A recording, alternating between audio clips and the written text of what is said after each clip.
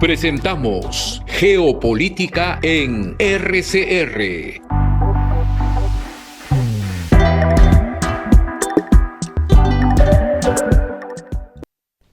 Muy buenas noches, estimados amigos. Bienvenidos a este programa. Gracias por acompañarnos ya más de 2 años en forma continua y permanente.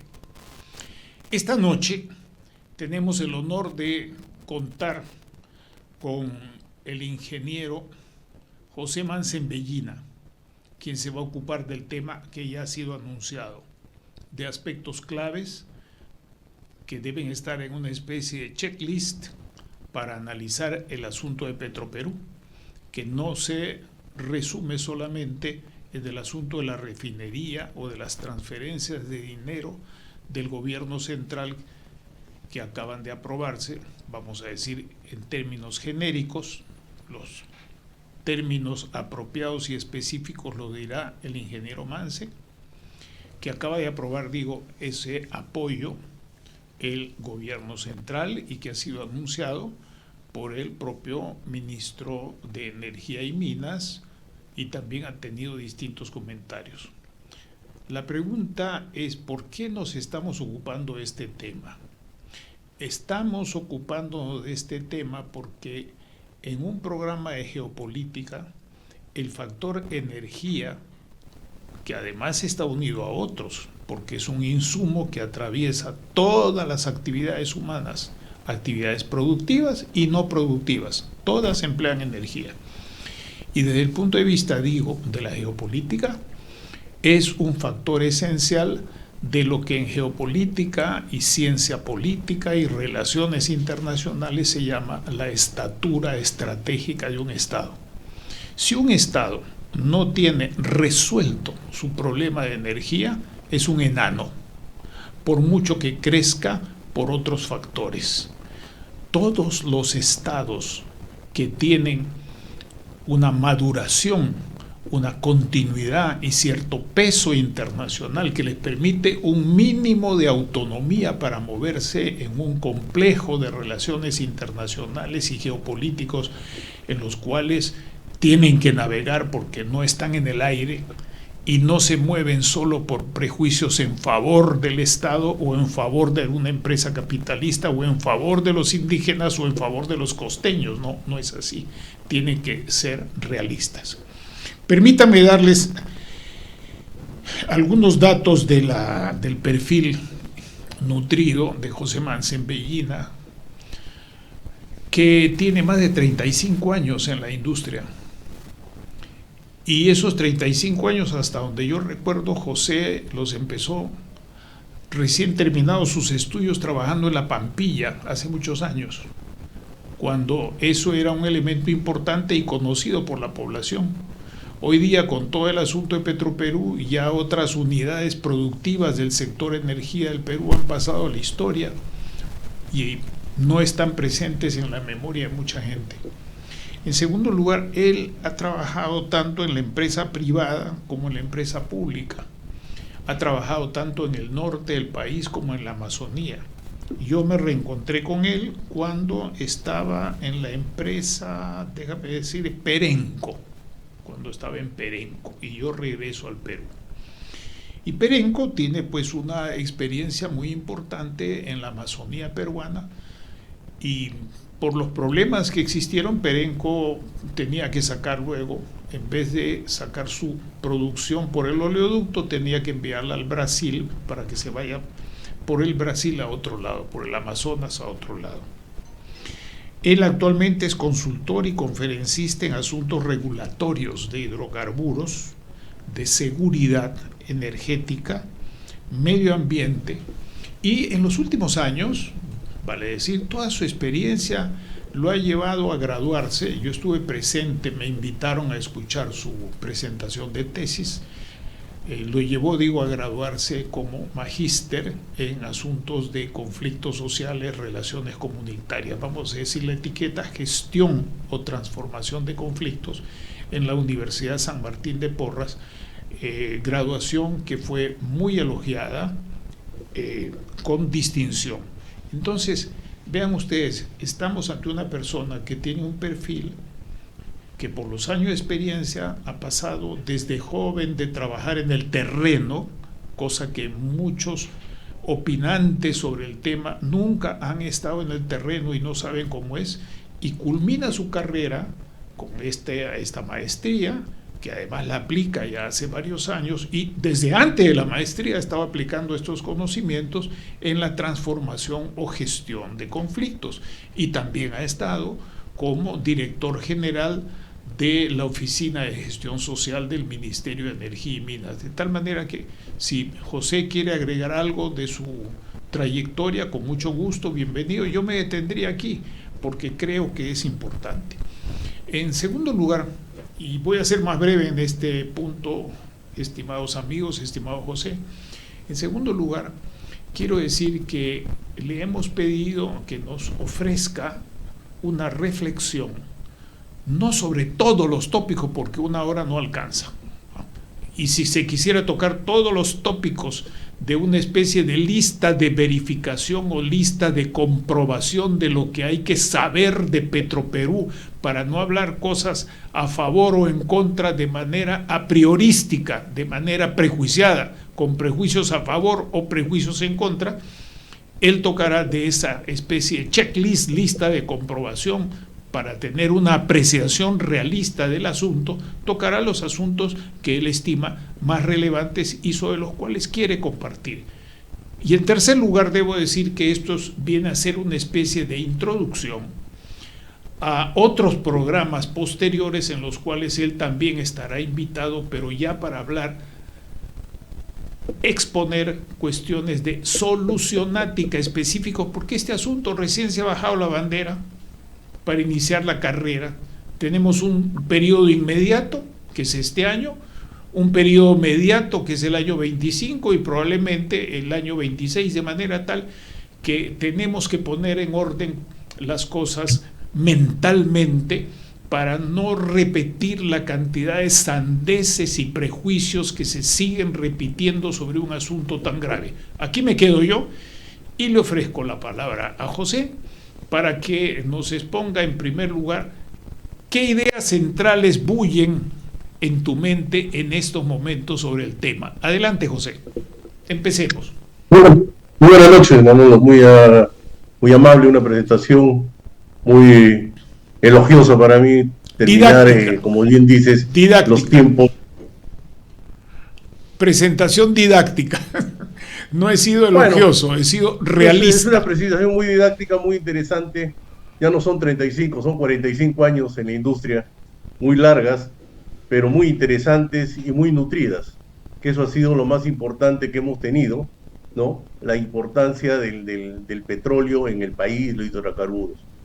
Entiendo que han sido épocas muy bonitas, épocas muy gloriosas, y ahora épocas un poco menos gloriosas en el tema de hidrocarburos, porque hemos pasado a ser un país dependiente y es importador neto, y dejamos de ser lo que hacíamos hace algunos años, en los años 80, cuando producíamos grandes volúmenes y exportábamos. Cambió como todo en la vida cambia. Pero estamos acá porque creemos que podemos salir adelante, creemos que el país debe salir, y si no nos ponemos la camiseta y no comenzamos a trabajar todos para sacar a la industria, no vamos a poder salir. Yo creo que el reto al final de esta larga línea de tantos años en la industria, lo importante creo que es lo último que se pierde, la esperanza, y eso es lo que hay que hacer. Creo que hay que trabajar muy fuerte, hay que quitarnos este karma en los últimos meses que han satanizado muchas cosas de la industria, y creo que injustamente la han satanizado porque sigue siendo muy importante para nosotros la industria petrolera.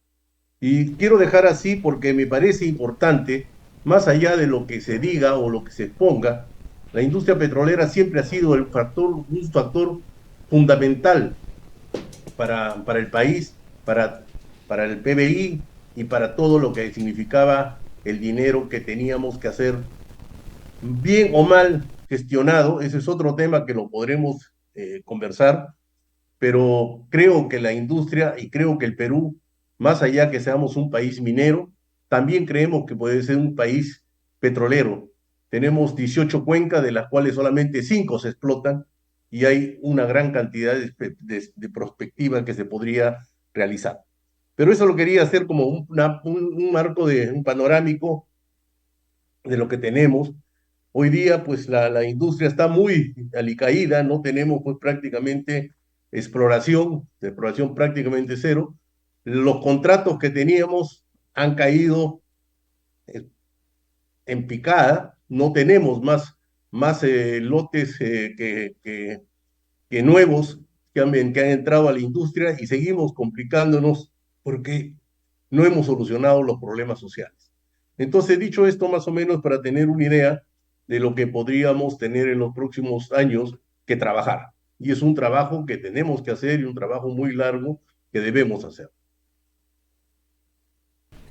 En medios, grandes medios periodísticos y también en redes, se dice de que no hay manera de que Petroperú deje de ser un barril sin fondo, un pozo negro al cual se le echa recursos y que estos recursos se van por el desagüe, es decir, por la ineficiencia o por la corrupción. Bueno, mi pregunta es muy concreta.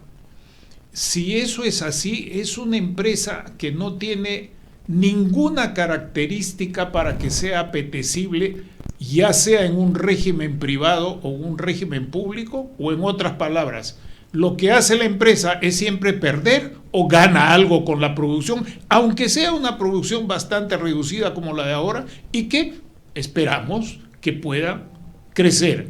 No sé si he sido claro con la pregunta. ¿Puede ganar esta empresa o no gana esta empresa? Bueno, definitivamente las empresas se crean justamente para ganar. Yo no creo que se cree ninguna empresa para perder. Petroperú tiene 54 años. Yo vengo de la escuela de Petroperú, fue mi escuela, y lo tengo que reconocer, fue mi escuela. Yo trabajé 18 años para Petroperú, y como decías, en el último año de que estudiaba ingeniería, tuve el honor de quedarme trabajando como empleado estudiante en el año 1975. Tengo de muchos años, vengo trabajando en la industria y en el campo, ¿no? Antes de llegar a La Pampilla estuve en el oleoducto norperuano, trabajé en el oleoducto 6 años, en la parte oriente, en la parte donde estaba el lote 1AB. Pero bueno, entrando a la pregunta específica, es cierto, ninguna empresa se crea para perder. Y Petroperú es una empresa que tiene para ganar, siempre estuvo, durante 50 años estuvo produciendo, estaba en azul en los últimos 4 años, por diversos motivos que no voy a entrar yo a enumerar aquí el tema, por qué fue o no fue en la refinería, que si estuvimos o no estuvimos de acuerdo, ese es otro tema. Yo no voy a enjuiciar en este momento quién estuvimos de acuerdo o no estuvimos de acuerdo con la nueva refinería, cuando se estaba hablando de un equipo de desulfurización para sacar el azufre del diésel y ponerlo a 50 partes por millón.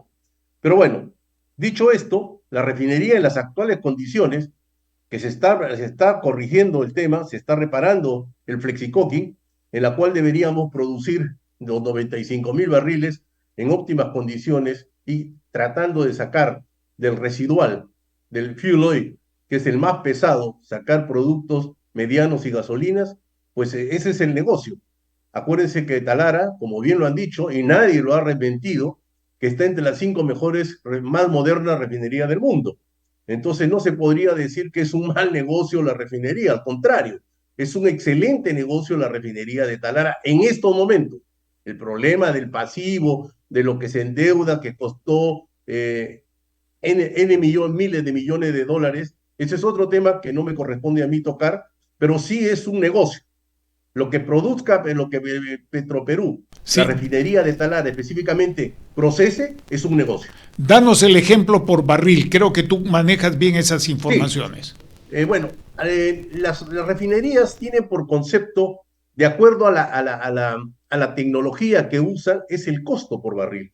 Una refinación, una terminación solamente de vacío, pues tiene un costo de 5 o 6 dólares. Es muy alto el costo por barril. Si le ponemos a esa tecnología de vacío, le ponemos traqueo catalítico, bueno, pues baja su costo de operación.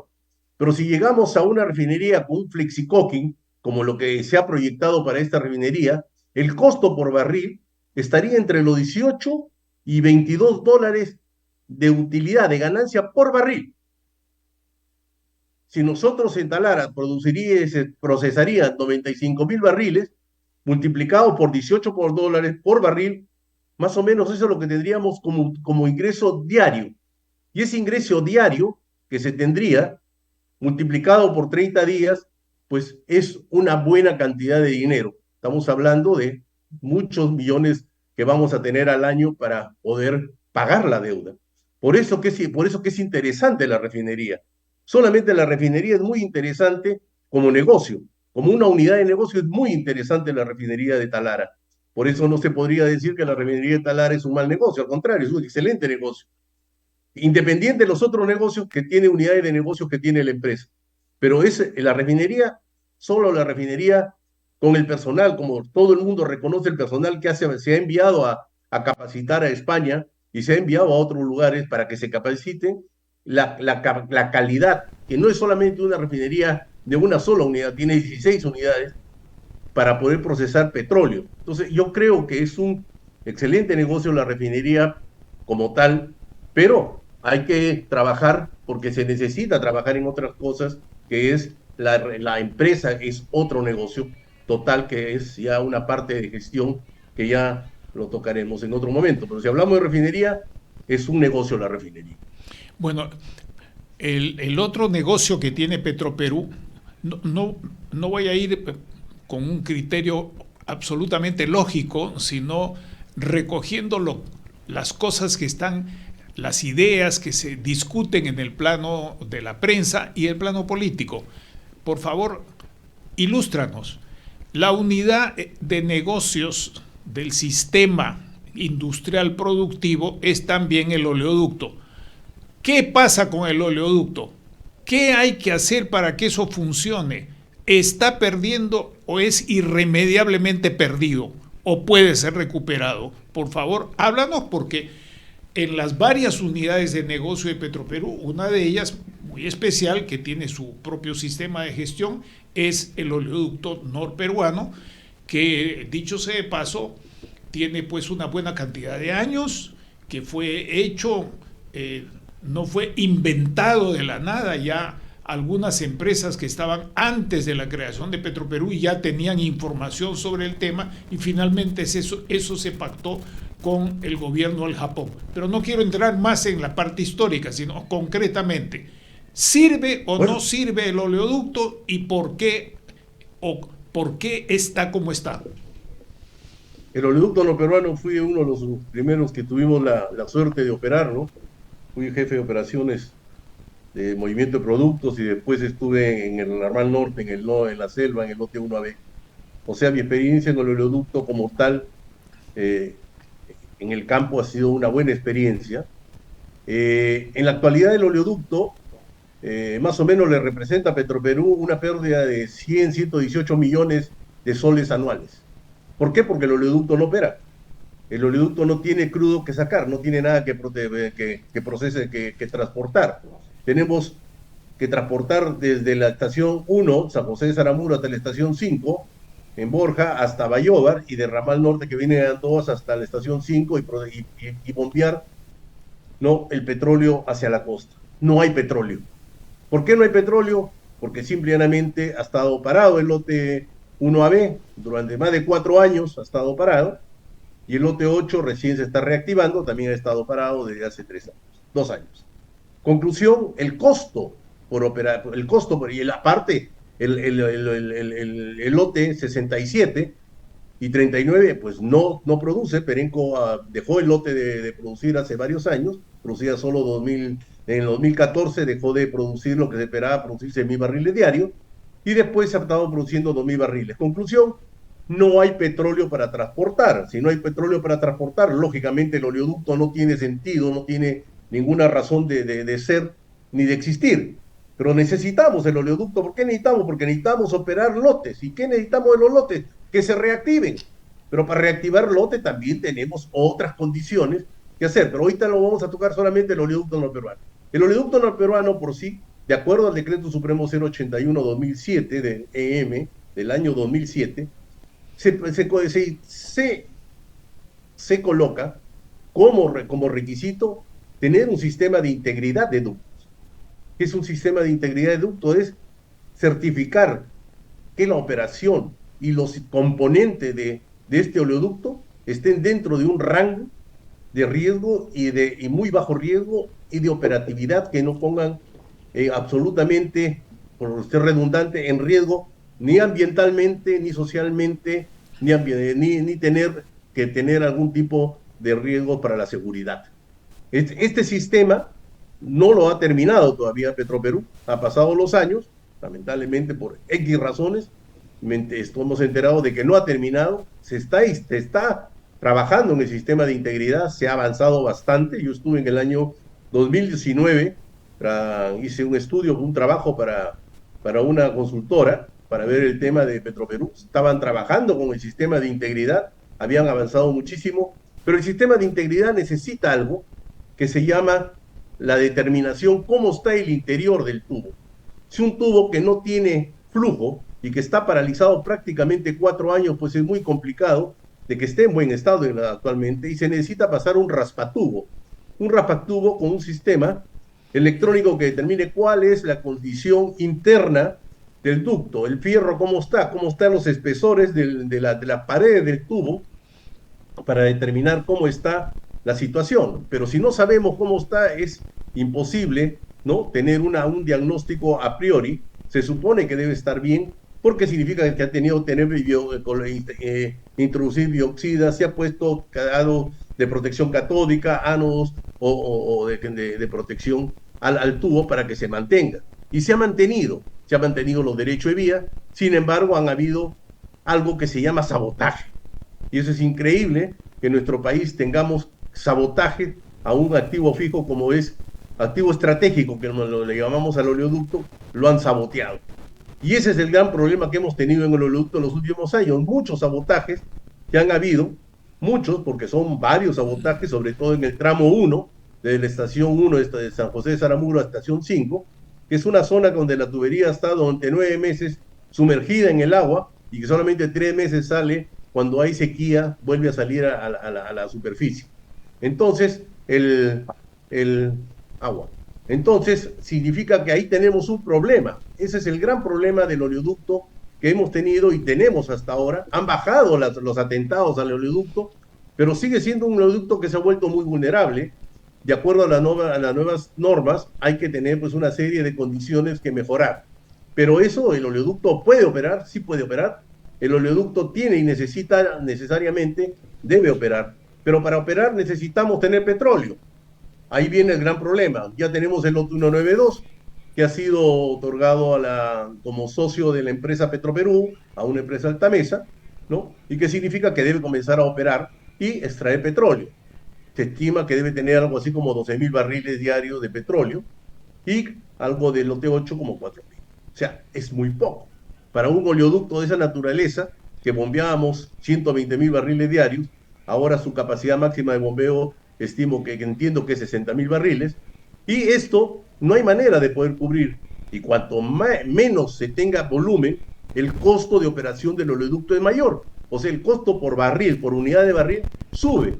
El costo estaba alrededor de $15, y si no tenemos petróleo, pues vamos a tener problemas para tener productores que quieran poner su petróleo, porque ese costo de transporte de la estación 1, de la estación 5 o de Andoas hasta Bayóvar, les incrementa el costo de operación. Entonces, ¿qué tenemos? ¿Qué necesitamos? Necesitamos petróleo.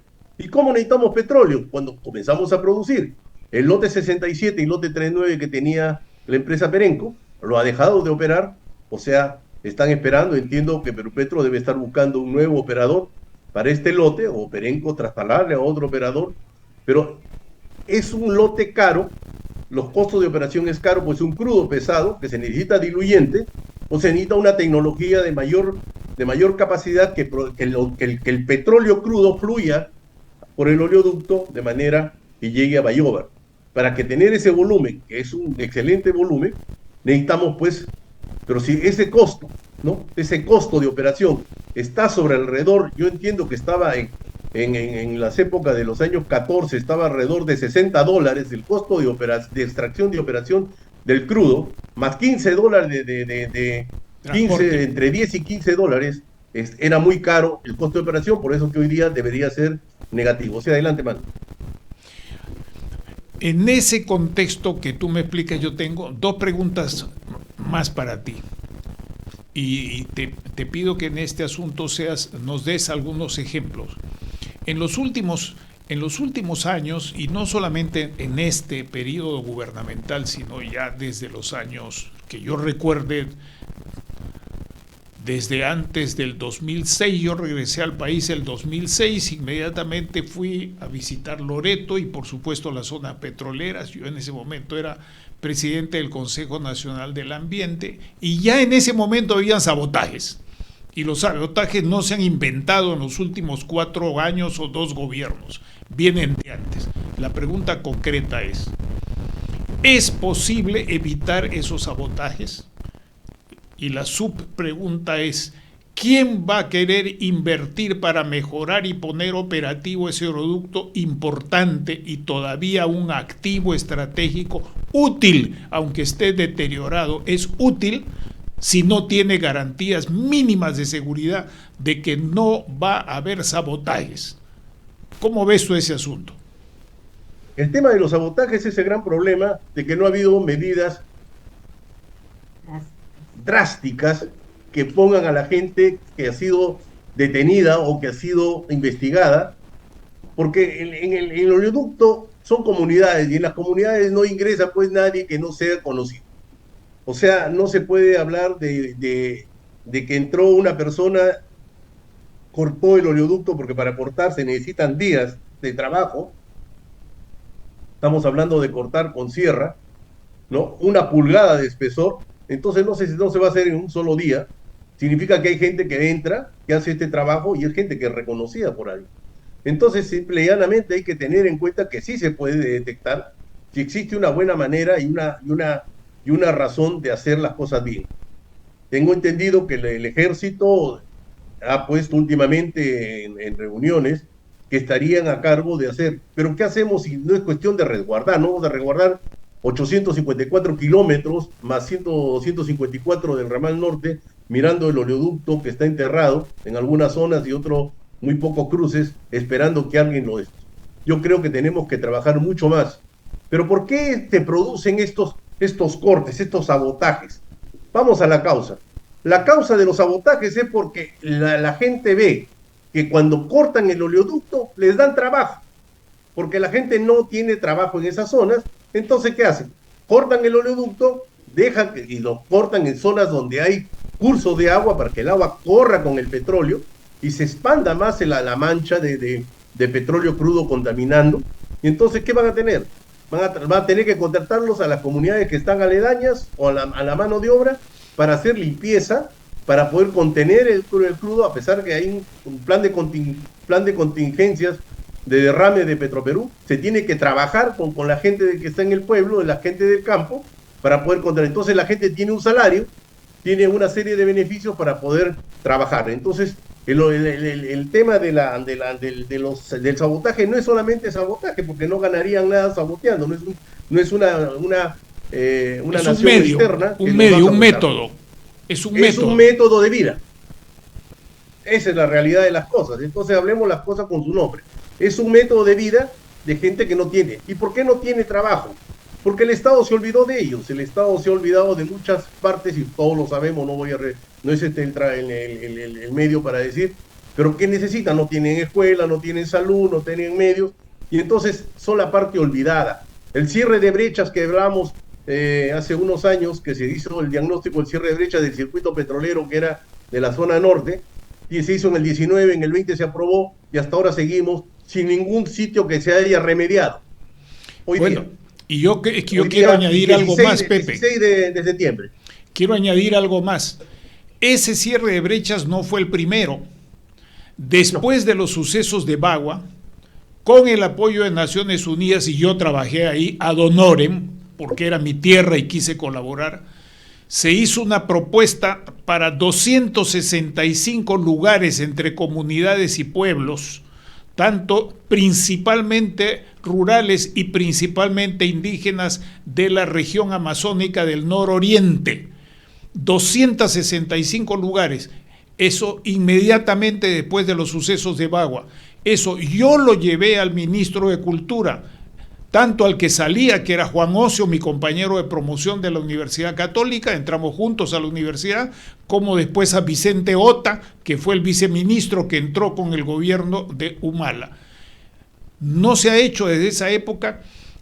Luego trabajé en el año 2017, también como tú y otros, trabajamos en el asunto del cierre de brechas, pero eso no ha ocurrido, o por lo menos ha ocurrido en un mínimo porcentaje.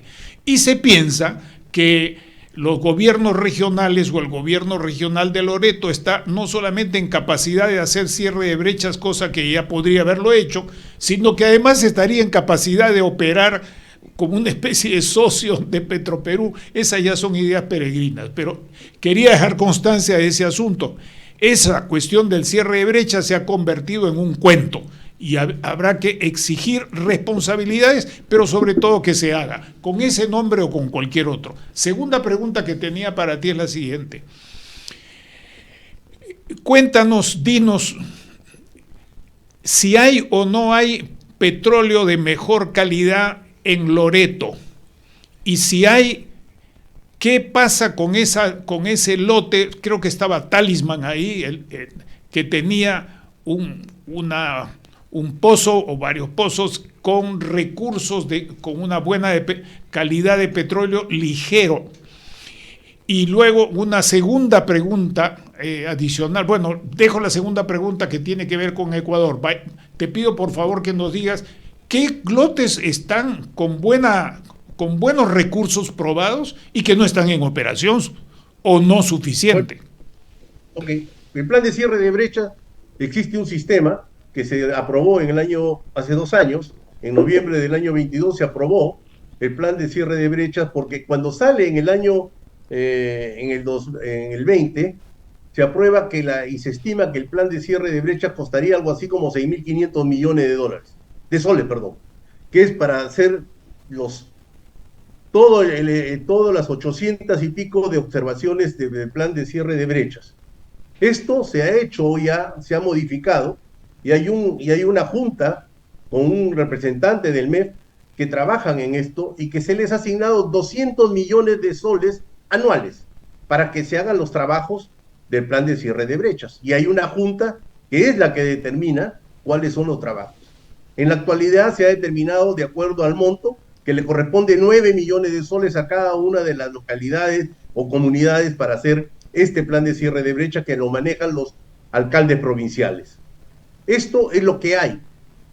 Y para eso se ha hecho el plan de cierre de brecha. Se supone que está activo y que eso sirve para hacer el expediente técnico, para hacer el tema del trabajo en sí, de lo que se está mejorando y se está priorizando. Por eso se les ha dado a ellos, a estos alcaldes provinciales, que ellos prioricen justamente qué cosa es lo que se necesita en ese sitio y en ese momento y en ese lugar, para que no sea de fuera el Estado Nacional el que determine.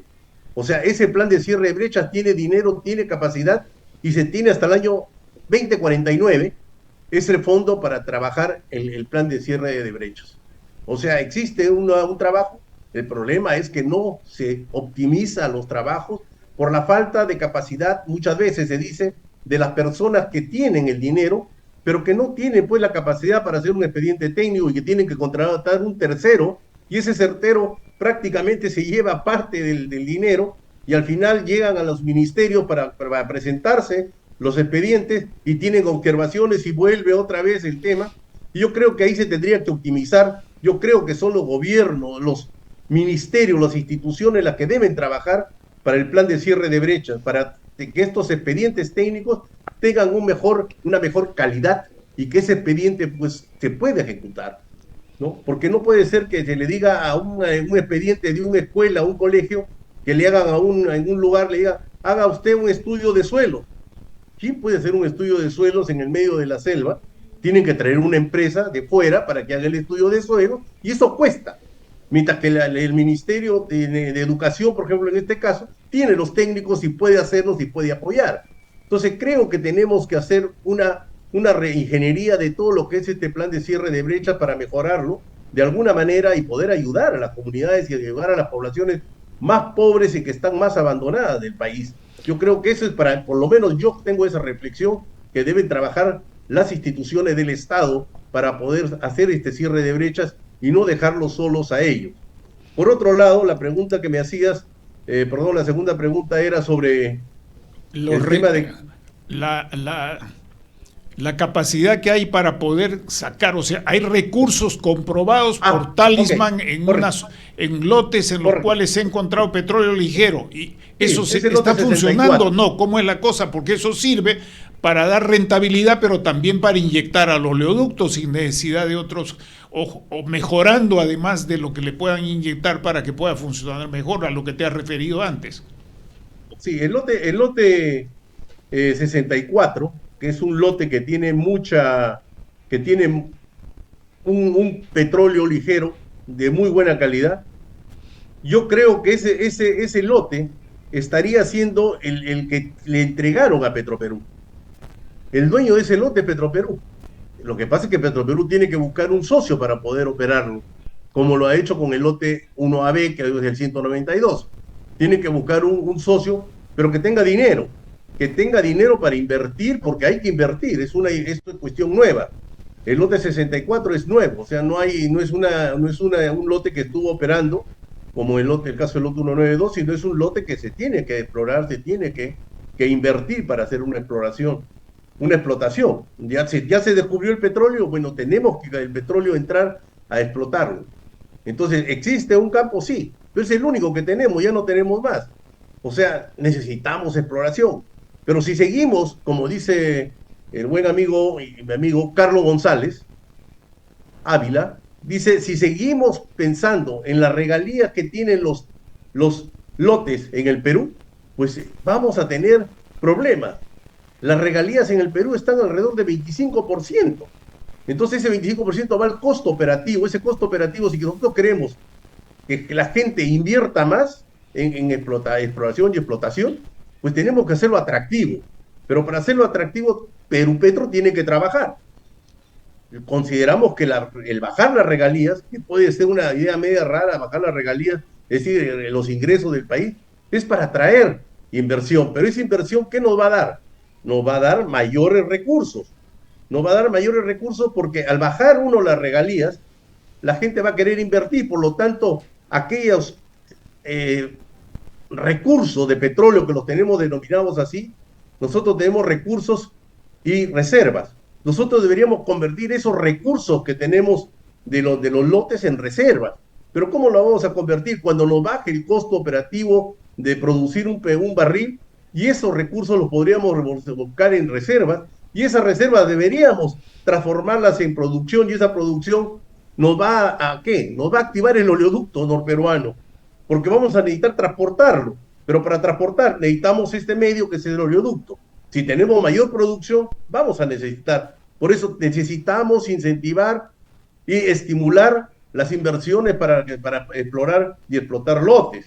Entonces necesitamos cambiar, digamos, la mentalidad de los amigos de Perupetro, ¿no? Que deben estar trabajando también en esto, pero tenemos que hacer una reingeniería. Igual, en Talara, por ejemplo, hay lotes que pagan 50% de regalías.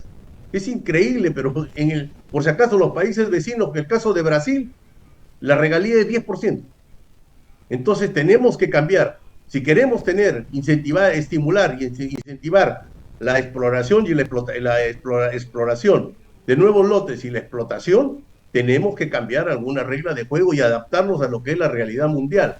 Tenemos muy poco espacio. Si hablamos de que el 2050 las energías fósiles deben de bajar totalmente su consumo, bueno, tenemos que aprovechar. Estamos en el 24, ¿no? No tenemos mucho tiempo para poder llegar al 50. Al 50 nos falta 26 años, menos 25, y ya llegamos. O sea, no vamos a poder explorar y explotar los lotes si no tenemos, y vamos a estar siendo dependientes. Más allá del gas, yo no estoy hablando del gas que nos viene de Camisea, lo que tengamos en Candamo y lo que tengamos en el 57, es otro tema. Así el tema del gas es un tema de energía energética, el tema energético, no estoy entrando a lo que es petróleo. Así es, como lo anuncié al comienzo, vamos a tener más adelante, dentro de 15 días, porque el siguiente programa lo tengo sobre la transferencia de gobierno en México, que es un tema geopolítico de grave importancia y de gran importancia, grave para algunos, feliz para otros, pero ese tema es el próximo lunes, y después de ese próximo lunes regresamos con los temas de energía y en particular con el asunto del gas y de otras energías renovables. Pero ahora, ¿qué debe quedar claro entonces para los peruanos, para quienes nos escuchan? Que lo que se llama regalía en estos momentos en el Perú no puede seguir siendo tan alta para poder tener capacidad de atracción de inversiones. El gobierno central no tiene esas capacidades, la empresa privada peruana no tiene esas capacidades. Necesita entrar la industria financiera del petróleo internacional para poder operar en estos próximos 10, 15 años, aprovechar una planta que nos va a producir no solamente gasolina, sino otros subproductos que tiene la industria petrolera, los cuales mucha gente ni siquiera los mencionan. Entonces, ese asunto. El otro tema que te quiero preguntar, porque vamos agotando ya el tiempo, nos va comiendo la hora, te quiero preguntar una cosa. ¿Es una ilusión, una tontería pensar en que se puede tener arreglos empresariales, no solo políticos, declaraciones, sino arreglos empresariales con el Ecuador para sacar parte de su petróleo, por más pesado que sea, y meterlo en el oleoducto y que vaya hasta Talara? ¿Esto es una tontería o es una cosa que se ha estudiado y se ha descartado o no se ha descartado? ¿O cuál es la situación? Porque bueno, la misma cuenca, hay una cuenca grande que está ahí. Las fronteras se están separando las cuencas, pero ahí están las cuencas. Yo tuve la oportunidad de viajar en el 2014 con el ministro de Energía y Minas, Eleodoro Mayorga, a una reunión binacional para ver justamente este tema. Viajamos varios representantes de empresas, Petroperú, las empresas que estaban en la zona de Petrol y todas las demás empresas. Viajamos a Galápagos, fue la reunión, específicamente ahí nos reunimos con el ministro de Recursos No Renovables. Específicamente lo que quería el gobierno de Ecuador era sacar lo que tenía en ITT, ¿no? Que lo que acaban justamente ahora de cerrar, ¿no? Porque había hubo un referéndum hace 3 años, creo, y que se ha definido que se va a cerrar la explotación de ITT. Pero la idea era justamente poder ver qué sinergias teníamos entre Perú y Ecuador para poder entregarnos petróleo. Nosotros pensábamos en el tema de que teníamos el oleoducto norperuano, teníamos el oleoducto, pero teníamos que enlazar a través de Andoas para sacar el petróleo hasta del ramal norte hasta la estación 5 para el oleoducto norperuano. Y nosotros hablábamos, también existía también el caso ya de Talisma, que tenía el lote 64, y ellos querían saber qué cosa hacer, por dónde salir, si era por río, si era por un oleoducto, cómo hacer en la sinergia.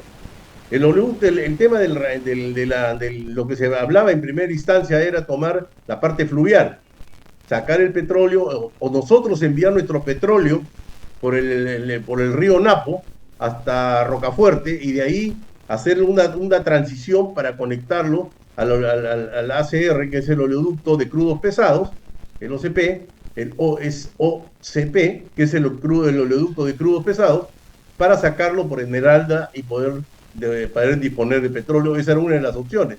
Sin embargo, el problema es que el río Napo es un río que tiene pues ese estacionario. En estos momentos los ríos están en estío, están secos y no hay petróleo y no hay manera de transportar petróleo a través del río Napo en forma permanente todo el año.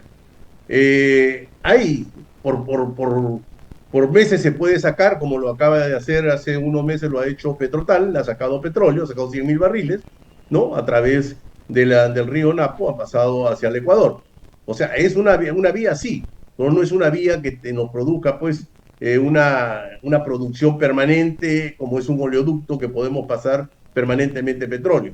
Entonces, en estos momentos no es una posibilidad, sí, pero todavía no estamos en esto muy avanzado. Este estudio se viene haciendo hace 20 años, por si acaso, desde el año, bueno, menos de 20 años, del año 2007 que comenzamos a hacer estudios para ver cómo se sacaba el petróleo por el Ecuador. Al final se consiguió que era antieconómico en ese momento, y cuando ya cayó el petróleo, acuérdense que en el año 14 bajó hasta $29 el barril, pues ha vuelto a subir y ahora lo tenemos en un promedio de $70. Estamos todavía sin saber qué vamos a hacer, cuáles son las cuestiones económicas. Ahora, el oleoducto, perdón, el ramal que se quería sacar era la conexión del lote 64, conectarlo al ramal norte, porque tiene crudo ligero, y ese crudo es el que podría mejorar la extracción del crudo que tenemos en el lote 67 y 39, que es crudo netamente pesado, y este es el que hay que sacar, porque el problema del crudo de pesado era que había que llevar diluyente para sacarlo, y se sacaba una parte, se sacaba hasta una barcaza que era el Manatí, y de ahí se salía hacia Brasil, y la otra se sacaba hacia el ramal, hacia el oleoducto norperuano en la estación 1 que se entregaba.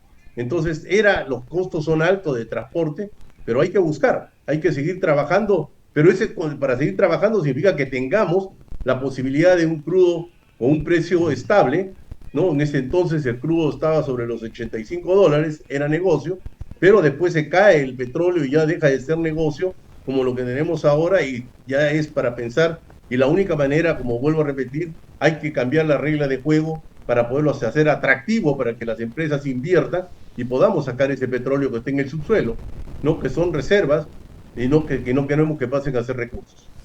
Muchas gracias por estas precisiones, lo que nos lleva a pensar que hoy día, con la sequía en toda la gran Amazonía, los costos de hacer todas esas operaciones van a subir, de tal manera de que si no se enfrentan esos nuevos costos ambientales de la naturaleza, para no hablar de los pasivos que nos quedarán para otra oportunidad, la solución de los pasivos ambientales no está solo en el plan cierre de brechas. El plan cierre de brechas se comería todo el plan de cierre de brechas si se atendiesen principalmente los pasivos ambientales, porque el cierre de pozos como el cierre de minas no es una bagatela, es un costo, y eso ha quedado tirado en la Amazonía, pero eso lo dejamos para otra vez.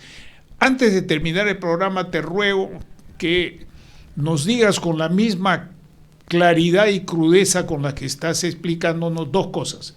Primero, ¿cuáles son los principales otros productos que saca Petroperú y en los cuales interviene la refinería y que son parte del negocio, de ese negocio que mucha gente lo ve como un simple barril, un mal negocio, para decirlo así, y que tú has explicado muy bien? Hay un potencial concreto y capacidades concretas para convertirlo en un buen negocio si es que no hay corrupción, y si es que hay una buena gestión, y si es que no hay sabotaje, y si es que hay cooperación de las regiones y del departamento de Loreto y de otros para que funcione, porque no basta cero corrupción, no basta 100% de eficiencia, sino que tiene que haber eso que llaman gobernabilidad o gobernanza o participación social de la gente. Sin esos elementos, que no son solamente financieros, contables ni técnicos, sino que son políticos y que son culturales, el negocio no va a funcionar. Y los que piensen que este negocio es puramente técnico, no va a funcionar. Eso no es así, y tu experiencia y lo que nos has dicho lo ilustra de una clara manera. Te pido entonces que nos digas principales puntos o productos que tiene el sistema de Petroperú, y en segundo lugar,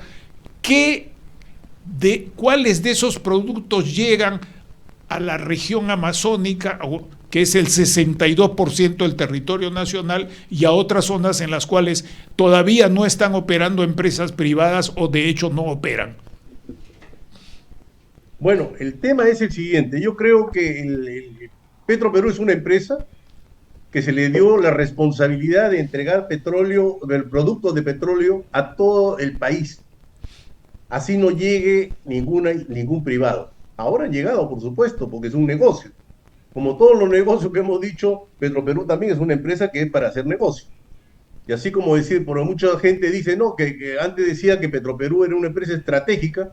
La palabra estratégica tiene muchas acepciones y muchas maneras de interpretar, pero lo que es cierto es que la empresa le dio la responsabilidad de llevar los productos a los lugares más recónditos del país, ¿no? A un precio que sea asequible para ellos, porque necesitamos estimular el desarrollo del país. Que no haya pasado, no haya sido, ese es otro tema. Pero el tema es que hay que llevar. Pero esta parte, justamente lo que yo te conversaba el otro día, son productos subvencionados. Yo creo que esa subvención, ¿quién la asume? La asume Petroperú. Y yo esa parte sugiero, que las subvenciones estén separadas del precio del producto que Petroperú lleva y que se maneje como tal y que sea reportado al Ministerio de Economía y Finanzas estas subvenciones de forma independiente, porque debe ser restituido, porque la empresa no debe, como bien hemos dicho, la empresa es para ganar, es un negocio, más allá de que sea una empresa del Estado, pero debe tener cuentas transparentes. Y estas subvenciones que se dicen que se están dando y que son reales, pues deben tener un nicho diferente, tengan un manejo diferente, donde se coloque qué cosa es lo que se ha subvencionado, cómo se ha subvencionado y cuánto. De tal manera que Petroperú no asuma esa pérdida, porque eso viene a ser una pérdida negativa, es negativo para Petroperú en su manejo, ¿no? Y entonces le decimos, Petroperú no puede justificar, como yo subvenciono, por eso tengo pérdida. No, deberemos ser transparentes y decir, si esto es subvención y esta es una disposición del Estado y política del Estado de que se tenga que subvencionar, eso se tiene que tener en un cajón diferente. Por lo pronto, para poder tener a Petroperú libre de esta, como lo que acaba de hacer en este decreto de urgencia que acaban de dar, en la cual pasa todos los gastos al MEF, para poder tener un manejo adecuado, homogéneo y que pueda ser transparente. Yo creo que también es eso, te tiene que trabajar en la parte de subsidios, porque gran parte de subsidios, ¿a dónde van? Van a través de la refinería Conchán, pasamos hasta Yurimaguas, de Yurimaguas pasamos por Pucallpa y pasamos hasta Loreto. Entonces tenemos gasolinas que no pagan IGB, tenemos algunas condiciones para tal o cual, la Madre de Dios también. Todo eso tiene que tener un costo y ese costo tiene que ser manejado de manera muy pulcra, muy transparente para que no tengamos. Esa es la parte que yo considero de ellos. Una cosa adicional es el tema del sur. El gas del sur, tenemos a Petroperú manejando una empresa que dejó una empresa que se fue y dijeron, ¿quién la maneja? Petroperú. Y tiene Petroperú, capacidad para ese negocio. No tenía Petroperú. El expertise. Señores, no tenía el expertise. Petroperú no era su business, su core business. Y le dieron a él, como no tiene a quién darse, dáselo a Petroperú. Entonces tenemos que separar, por amor a Dios, separemos las cosas, dejemos a Petroperú de satanizarlo y hagamos que Petroperú haga lo que le corresponde. Si antes Petroperú tenía grifos y tenía otros negocios, hoy día ya no los tiene. Los negocios que tienen que ser transparentes y es lo que tiene que hacer. Yo creo que eso es para mí el tema mayor de los productos que hacemos y qué tenemos que hacer con el tema de los hidrocarburos líquidos.